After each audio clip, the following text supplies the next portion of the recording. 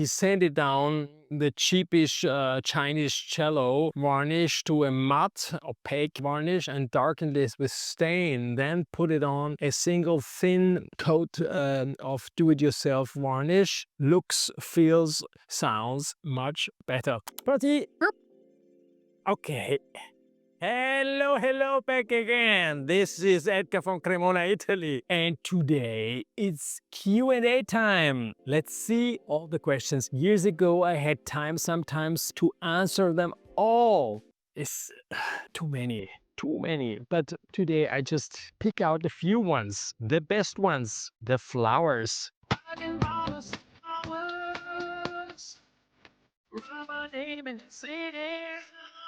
Love that violin hanging on its scroll, beautiful. Hanging the instrument on the scroll is very typical. By the way, this is probably the best way to season your instrument and not to keep it in the violin case. Having the instruments hanging on the scroll is good because that means that it's somewhere that air is all around, easy and also light. If it's stored in a case, it might be apparently safe, but it's dark and the worms could eat up your instrument while you were sleeping, okay? Blood and violins.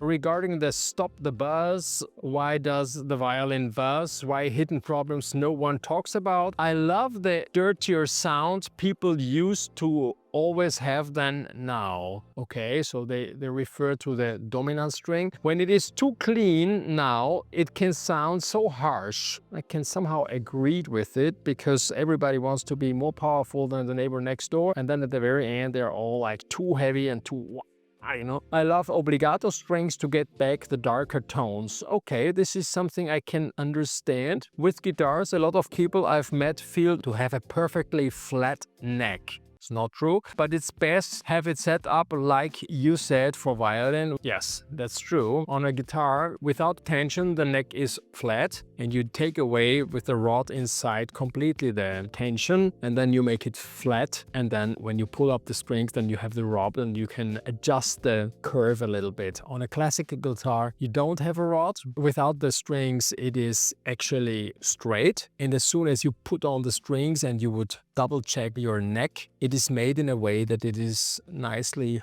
hollow, very regular, curved. Hi Edgar, interesting video. Thanks for sharing. I haven't noticed that one of the cellos on the fingerboard under the C string is a sharp angle compared to the smooth concave round under the other strings to avoid buzzing the C string. Yes, this is about the shape of the fingerboard. The violin is completely round, even the double bass, and on the cello we have a C bevel, a flat area, which is then actually with the right shape. But this is normal. I didn't want to go into these details on this video, otherwise we would have a video about hours and hours, but correct. If you're interested in these details, then I would suggest you just qualified to subscribe at my Patreon channel. This is a very sparkling community. We're about 100 people, 100 something. 50 are paying members, and once we reached 100 paying members, I will make a Violinmaking workshop in real life here in Cremona. Always love your enthusiasm and accent, Edgar. This is how I'm made. I'm interested in a full-size cello for its sound, but with a shorter string length, so more like a string length between 66 and 69. Are there standard models that are generally just shorter? No. I would say you're talking about a 7/8 if it is smaller than that. A 7/8 has a string length of 66.8 centimeters. 69 would be a full size. So if you are just in between that, actually people believe that the small size cello, a 7/8, is smaller than full size, is for some bambino, but that's not true. Actually, most people don't have fingers like me and are actually much better served with the 7/8 than a full size. But it's just mentally they believe that if they only have the full size, then they can perform perfectly. But it would be much more comfort and playability, and you can hardly hear it. A Montagnana 7/8 would be for 80%, even more, of all the cellists a great instrument, and they would be much more happy. One eBay advert for a violin reassures us that the sound post is in position. The photo shows the post between the bridge and fingerboard. Ouch! For those who didn't understand that. Usually you have the violin here like this, fingerboard here, bridge here, and the sound post is behind that, right? And he says that you see on the eBay picture that the sound post is in front, okay? I never tried that. That's something which we have to double check if this is working. I never actually considered even to put the sound post in front of the bridge. This is a sparkling idea. How much does a carbon fiber violin weigh? Will it be much lighter than wood violins? So let's see how much is a finished violin.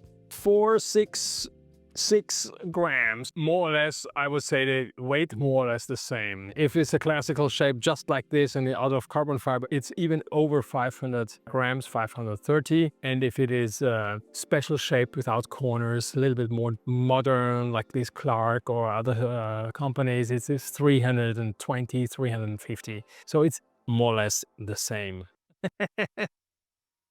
The video about modern shine or timeless look, and at D House D5L wrote that he sent it down the cheapish Chinese cello varnish to a matte opaque varnish and darkened this with stain, then put it on a single thin coat of do-it-yourself varnish. Looks, feels, sounds much better. Sounds better because this thick layer of transparent varnish to make this Chinese instrument look so fancy and nice, shiny, modern, great looking are actually damping and closing down with varnish, and then you cannot even hear the violin. Yeah, so you can't even hear it. And so when you put down all this varnish, it's probably this is the reason that then it sounds so wow. People are doing some very strange things here. Every piece of violin needs to be tuned, and wrist max 13 Hutchins supporters disliked the video. For someone who is daring to take up cello at age 76, Edgar, you are godsend and very much appreciated. I also have a question about my cello, made in East Germany, so it's a factory made. I wonder if you anything about the model and other details, as there is nothing online. I don't know what I should tell you, you know. On your next Italy vacation from Germany, come down and show me the cello, and then we'll see if we have to put in a new sound post and things like that, if it's worth doing all this work. But we could certainly, I'm convinced that if you come here, I can sound adjust your cello, huh?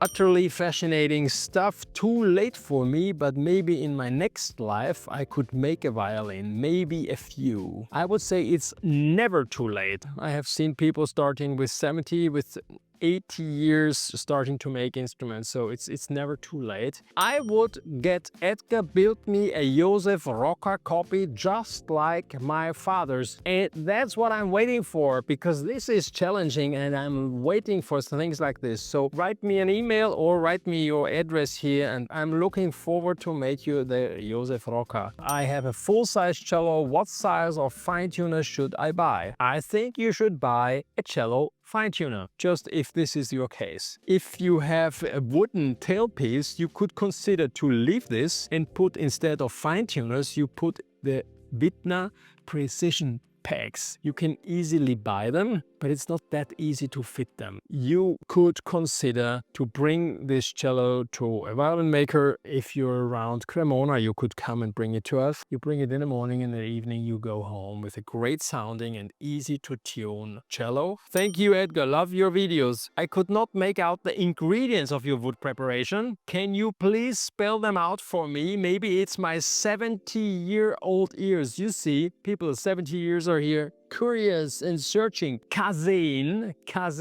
is what you need. It's a product which you can find at Crema Pigmente. Okay, Crema Pigmente. And then you need calcium, chalk, and water. That's it. Edgar, please fix your grammar. I tell you or I show you is not very good. No, I don't talk anymore and I don't show you anymore anything. Oh damn, so now I'm getting red here for my grammar. Here in the workshop, everybody is convinced that I talk great English and you're here destroying me, you know? I'm already happy that I say precious, come on, instead of precious. Huh? Okay, I will do my best, come on. So these were the comments made in the last 8 days. Can you imagine we could keep on doing like this like crazy? What violin would Edgar make if he was not making a copy? What would a violin be the master Edgar Roos look like? My Edgar Roos osmium shape, my Eros, is a very particular shape, very long Cs, particular shape, particular sound. Yeah, that's a little bit a hybrid between Stradivari and Guarneri. Hello Edgar, I really like your video. I've been watching you now for a while and I really like it. I really appreciate the work you, Mina, Marco perform in beautiful city of Cremona. I really like your violins. I want to buy one in around 10 years. We're preparing for you because I need to save up a lot of money. I think you are one of the best violin builders in the world and I hope to see you in 10 years. Thank you for sharing everything with us and keep making those great instruments, great videos. Thank you for this. Kind regards, Milan. Just for your information, Milan and all the other ones, if you just think of purchasing, let's say in 10 years, and you would have half of the amount, there is the option that you pay half of instruments, and then you can block with this payment the price. And then you can wait 5, 10 years, whatever you wait, and then once you're ready, say, go! And then I finish the instrument and you get the violin and you just pay the price of when you paid half of your down payment to order it. When did you work for the Beckers? Damn, if you would know how much time I invested to your question, to your comment, because I was searching for a picture, a printed photograph, and I don't know where I had it. And this would be the nice testimony where I'm standing there with my instrument and Karl is there with his magnifiers. In 2003, I worked with Karl. I met him actually several times and I worked there in this small building. Once I have the picture, we will include it in one of my videos. So stay subscribed and push the bell button so you don't miss the video when I will show you the picture of when I worked with Karl Becker. Okay? Hope you enjoyed this one, and if you want to become even a better worker, a better violin maker than me, you should definitely sign up to my Violin Making Academy. Thanks for watching. See you next time. Ciao, ciao.